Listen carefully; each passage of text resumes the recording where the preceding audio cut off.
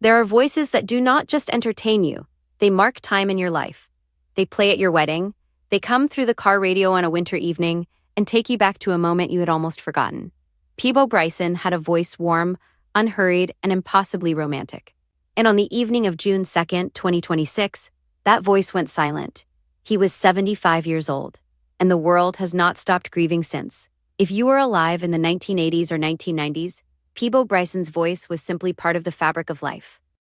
He was not a flashy performer, he did not chase trends or reinvent himself season by season. He did something far rarer and far more difficult. He found his lane early, and he stayed in it with absolute mastery. Smooth, soulful, deeply romantic R&B ballads, delivered with an operatic control that most singers spend their entire careers reaching for, without ever arriving. You knew his voice before you always knew his name. It was there in Tonight, I Celebrate My Love, that gorgeous duet with Roberta Flack that played at 1,000 candlelit dinners in the early 1980s. It was there in If Ever You're in My Arms Again, the 1984 solo hit that made grown women put down whatever they were doing and just listen. And then came the Disney years, and Peabo Bryson became something even larger than an R&B star.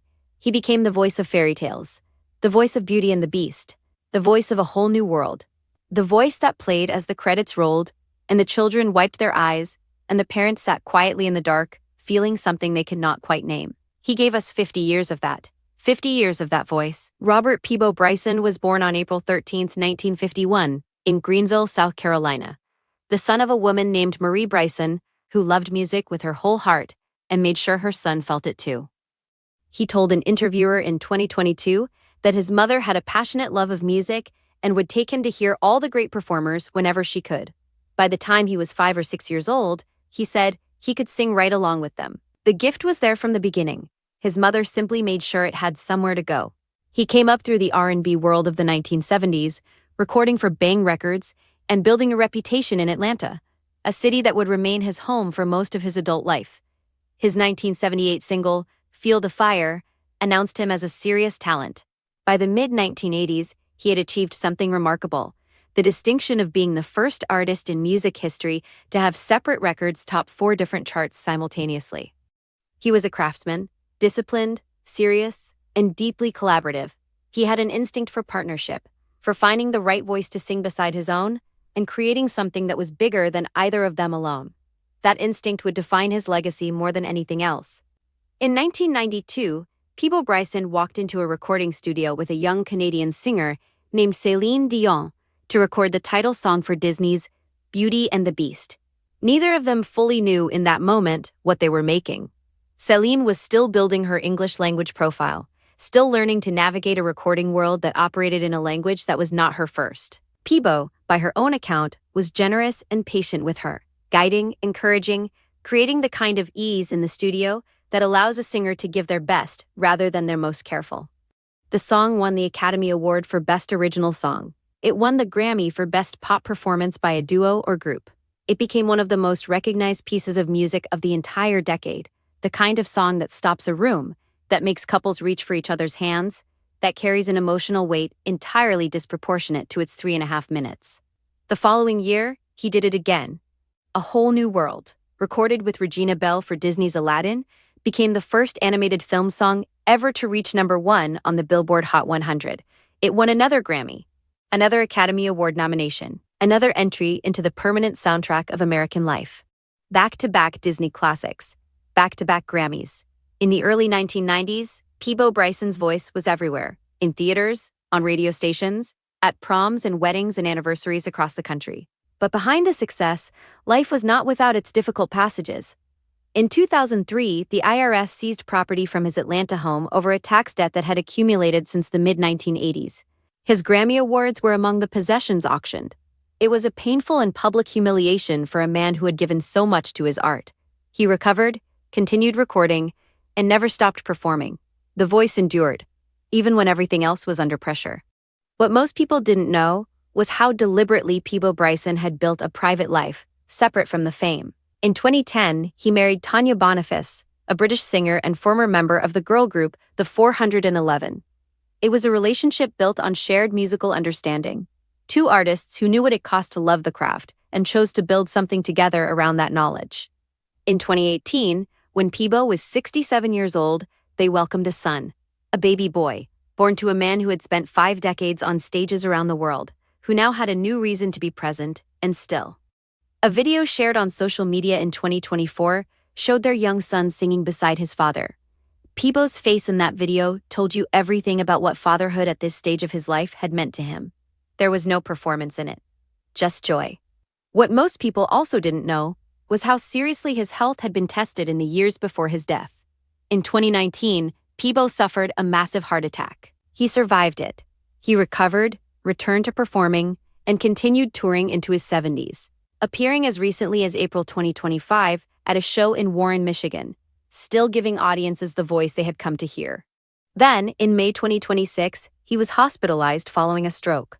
His condition was serious. His family gathered, and on the evening of Tuesday, June 2, 2026 at 5 o'clock, Peabo Bryson transitioned peacefully in a hospital in Marietta, Georgia, surrounded by his wife, his family, and the people who loved him most.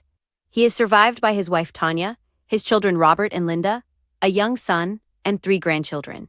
His net worth at the time of his passing has been estimated at approximately $10 million, a figure built over 50 years of recordings, touring, and a catalog of music that will generate royalties for generations.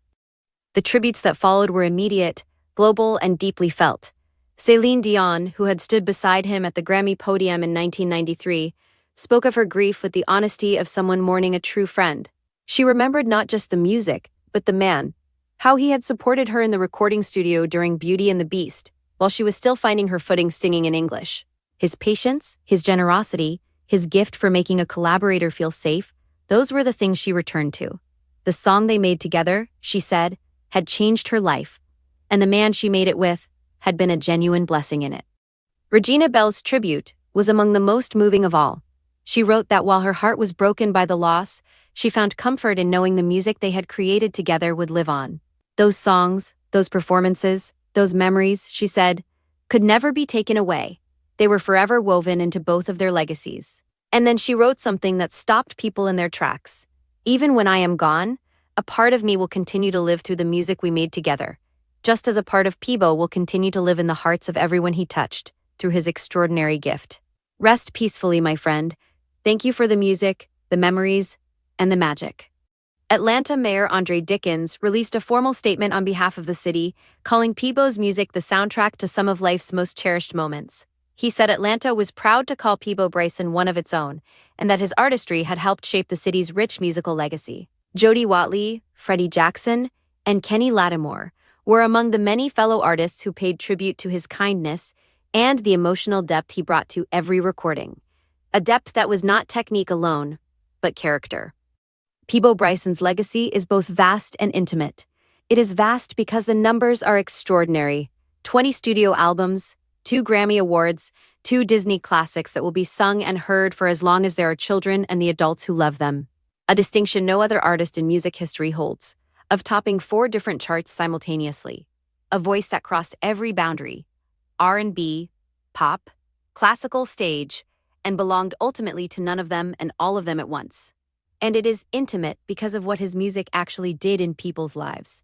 It played at the moments that mattered. It was there when you fell in love, when you danced for the first time as a married couple, when you sat in a movie theater with someone small on your lap and felt, for a moment, that the world was good and safe and full of magic. A whole new world. Beauty and the Beast. Tonight, I celebrate my love. If ever you're in my arms again.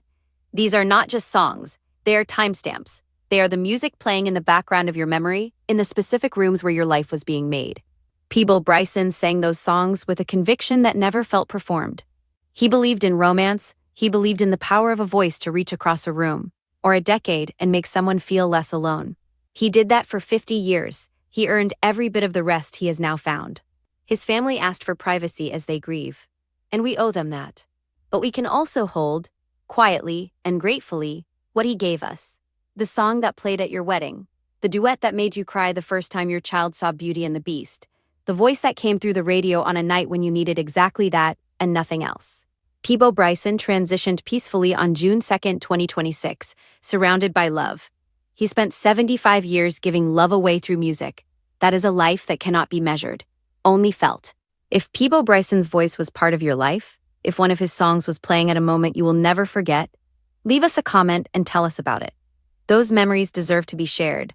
And if stories like this one matter to you, subscribe to our channel. There is so much more still to tell.